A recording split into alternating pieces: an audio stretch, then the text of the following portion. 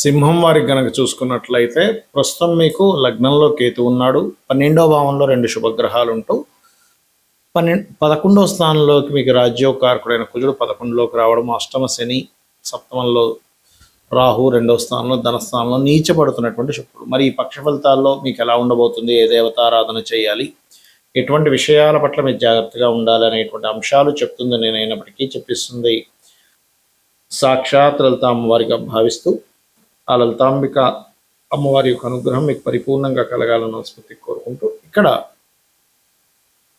గమనించినట్లయితే ఈ సింహం వారికి ప్రధానంగా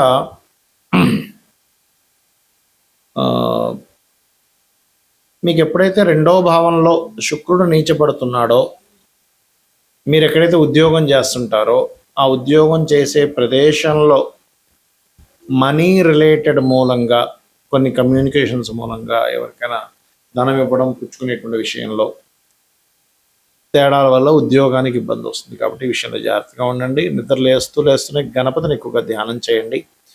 భూముల వల్ల లాభాలు ఉన్నాయి, విదేశీ సంబంధాలు కుదురుతాయి. అదేవిధంగా కాస్త ఉద్యోగ సంబంధించిన విషయంలో అష్టమంలో శని ఉన్నందుకు కొంత మార్పులు నిందలు పడుతూ ఉంటారు. ఇక మీరు నిత్యము చేయవలసినటువంటి దేవత ఆరాధన లక్ష్మీ గణపతిని మరియు సుబ్రహ్మణ్యేశ్వర మన దత్తాత్రేయుడిని ఎక్కువ ఆరాధించండి. అయితే ఇక్కడ ఏంటంటే ఎప్పుడైతే రాశిలో కేతు ఉన్నాడో, ఒక రకంగా చెప్పాలంటే ఆధ్యాత్మిక సంబంధించినటువంటి కొన్ని విద్యలు కూడా నేర్చుకోవడం జరుగుతూ ఉంటుంది. కాకపోతే ఆ యొక్క కుజుడు, చతుర్థ భాగ్యాధిపతి అయిన కుజుడు లాభంలోకి వస్తున్నందుకు ఒక రకంగా చెప్పాలంటే ఈ యొక్క సింహం వారికి లోన్స్ లభించడానికి, అంటే భూమి వల్ల లాభం కలగడం, భూమి మూలంగా లాభం, లేకపోతే ఫ్యాక్టరీ మీద లోన్స్ లభించడానికి చాలా అనుకూలంగా ఉంటుంది. ఇక మీరు నిత్యము చేయవలసింది కాలభైరవుడి యొక్క అష్టకము లేదా దత్తాత్రేయుడి యొక్క ఆరాధన చేయండి. అన్ని విధాల మీకు బాగుంటుంది. ఇక్కడ ఏంటంటే మనకి గ్రహం ప్రతి నెల ఏదో ఒక గ్రహం మారుతూనే ఉంటుంది. కొన్నిసార్లు ప్రతి 14, 15, 16 ఈ తారీఖుల్లో రవి మారుతూ ఉంటాడు. దాంతోపాటు శుక్రబుధులు కూడా ముందు వెనక్గా మారుతూ ఉంటారు. శని అయితే 2.5 సంవత్సరాలకి, గురువు అయితే సంవత్సరానికి ఒకసారి, ఇప్పుడు అతిచారంలో ఉంది కాబట్టి ఎవరి 4 నెలలకు ఒకసారి మారిపోతూ వచ్చింది. అదేవిధంగా రాహుకేతులు సంవత్సరంన్నరకి మారుతూ ఉంటారు. చంద్రుడు అయితే 2.5 రోజులు. ఇక్కడ నేను మీకు ఒక విషయం చెప్తాను.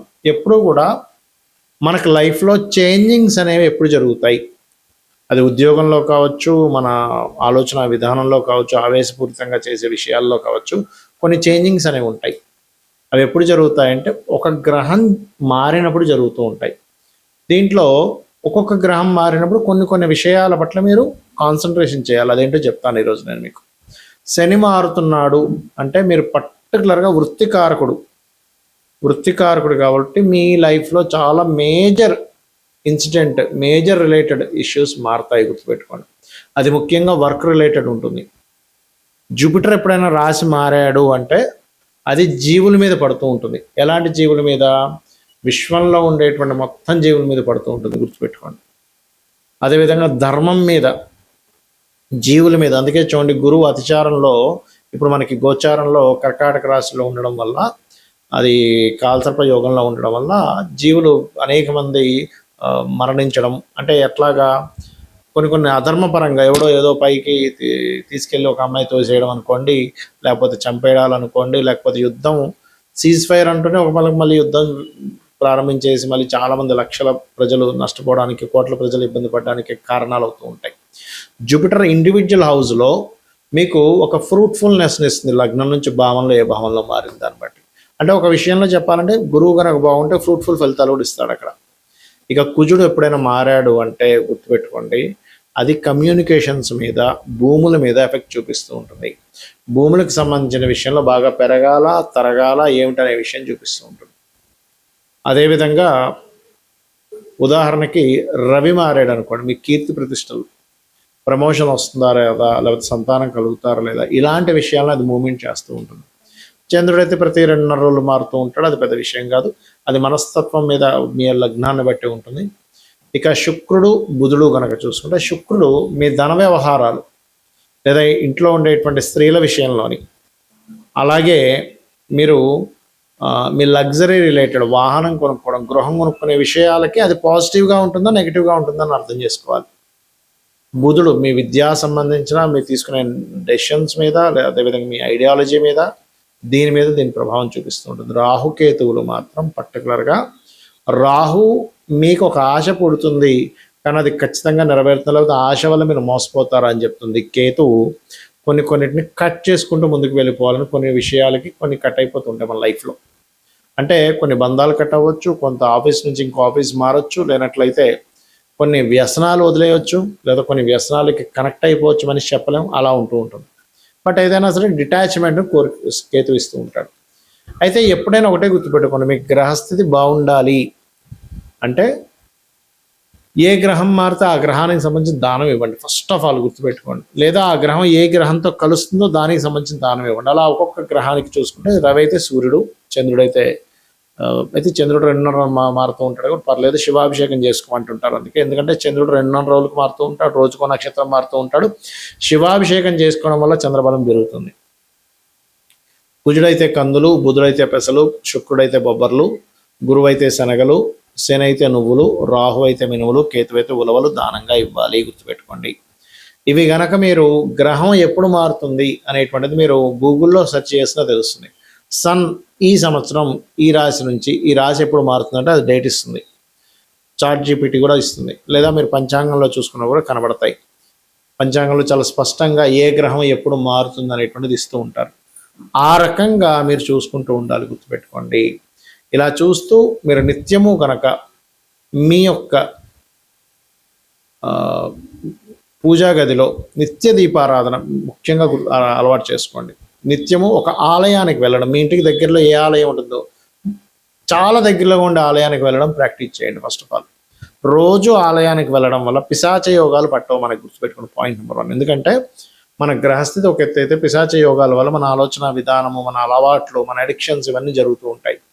అది క్లియర్ అవుతుంది, గుర్తుపెట్టుకోండి. ఇలా చేయండి, ఖచ్చితంగా మీకు మీ యొక్క జీవితంలో ఏదైతే ఇబ్బంది పడుతున్నారో ఆ ఇబ్బంది నుంచి క్లియర్ అవుతుంది. అలాగే సంవత్సరానికి ఒకసారి అయినా 6 నెలలకు ఒకసారి అయినా క్షేత్ర దర్శనం చేసుకోండి, అన్ని విధాలు మీకు బాగుంటుంది. అయితే ఎప్పుడు కూడా మీరు దానం ఇచ్చేటప్పుడు గుర్తుపెట్టుకోండి, దానంతో పాటు వస్త్రం కూడా ఇవ్వాలి. అంటే గోధుమలు ఇచ్చేటప్పుడు ఆరెంజ్ కానీ రెడ్ కలర్ వస్త్రం కానీ, బియ్యం ఇచ్చేటప్పుడు వైట్ కలర్ వస్త్రం ఇవ్వాలి. కందులు ఇచ్చేటప్పుడు కూడా ముదురు రెడ్ కలర్ ఇచ్చినా పర్లేదు, కందులు దానం ఇచ్చేటప్పుడు. అదేవిధంగా పెసలు కనుక దానం ఇచ్చేటప్పుడు మీరు గ్రీన్ అంటే మన గ్రీన్ కలర్ వస్త్రం బ్లౌజ్ పీసెస్ ఇవ్వచ్చు, లేదా మీరు ప్యాంట్ చొక్కా షర్ట్ చొక్కా ఇస్తాను, మీ ఇష్టం అది. అలాగే గురువు అనుకోండి yellow colour or cream colour, శని అనుకోండి బ్లూ ఆర్ బ్లాక్ కలర్స్. అదేవిధంగా రాహు అయితే సిమెంట్ కలరు, కేతు అయితే మల్టీ కలర్, ఈ కలర్స్ ఇస్తుండాలి. ముఖ్యంగా మీరు శుక్రుడు అయితే వైట్ కలర్, మళ్ళీ again pink are white colours కూడా ఇవ్వచ్చు. అయితే ఇక్కడ ఏంటి, చాలామంది దానం ఇచ్చే విషయంలో కొంత సంశయాలు కొన్ని ఉన్నాయి. ఎలా అంటే ఏమంటే మేము గుళ్ళో మూలను పెట్టేసి వెళ్ళిపోతే మాకు ఆ దానం పనిచేస్తుందా అని అడుగుతారు. మీరు మీ అకౌంట్లో డబ్బు వేయాలనుకోండి, మీ ధనాన్ని తీసుకెళ్లి బ్యాంకులో ఒక మూలను పెట్టేసి వస్తే మీ అకౌంట్లోకి వెళ్తుందా? వెళ్ళదుగా. మీరు అకౌంట్ నెంబర్ చెప్తారు, మీ పేరు చెప్తారు, ఎంత అమౌంట్ చేస్తున్నారు చెప్తారు, ఏ అకౌంట్లోకి వేయాలో చెప్తారు కదా. అలాగే దానం కూడా మీరు ఇచ్చేటప్పుడు ఏ పర్పస్ మీద ఇస్తున్నారు, ఏ అభివృద్ధి అవ్వడం కోసం ఇస్తున్నారు, మీ పేరు గోత్రం చెప్పి ఇవ్వాలి. అలా కాదండి, కొంతమంది ఏమంటారంటే ఏమైనా గోవు పెట్టచ్చా? గోవుకి పెట్టచ్చు, కానీ ఈ పదార్థాలు కాదు. గోధుమ రవ్వ పెట్టచ్చు, బియ్యం పిండి పెట్టచ్చు, లేకపోతే క్యారెట్స్ పెట్టచ్చు కందులు బదులుగా, పెసలు బదులుగా ఆకుకూరలు తినిపించవచ్చు, నువ్వులు బదులుగా బెల్లం పెట్టచ్చు, మినుములు బదులుగా ఉండలు పెట్టచ్చు, ఉలవలు బదులుగా గ్రాసం పెట్టచ్చు. ఇలాగా శుక్రుడికి బొబ్బర్లు బదులుగా మనం తీపి చపాతీలు పెట్టచ్చు. అంతేగాని ఈ పదార్థాలు డైరెక్ట్ పెట్టడం కంటే కూడా అలా పెట్టడం అనేటువంటిది మంచిది.